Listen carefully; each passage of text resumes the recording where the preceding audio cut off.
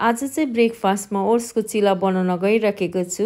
Oats चाहिँ खस्रो हुन्छ नि त, त्यसैले गर्दा मैले यहाँ ओट्सलाई मिक्सर ग्राइन्डरमा हालेर पिसिरहेको छु। साथमा मैले यहाँनिर प्याज, खोर्सानी, धनिया पत्ता, टमाटर चप गरेर राखेको छु। यो पिसेर निस्केपछि म यसमा मिक्स गरेर पानी हालेर घोल रेडी गर्नेछु।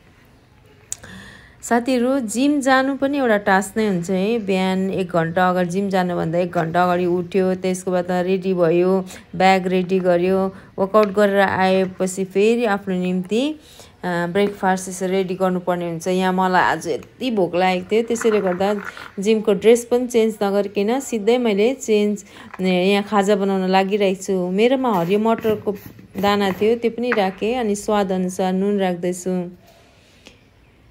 अनि यो यति बनाएपछि चाहिँ मात्रै म बाथरुम गएँ है।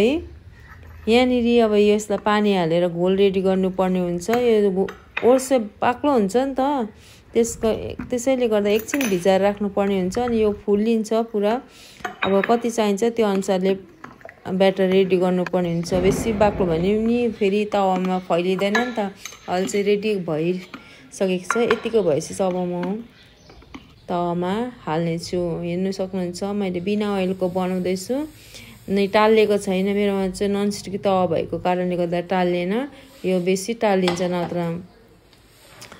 र यसरी राम्रोसँगले भइसकेको छ। एकदमै टेस्टी हेल्दी यहाँनिर रोटी भनौँ न, हामी त रोटी भन्छौँ होइन, चिला पनि भन्छ, रेडी गरेको छु। अनि अब त्यतिन्जेलसम्म मैले बनाएर राखेँ। अनि नुहाएर आएपछि मात्रै मैले यसलाई खाइराखेको छु।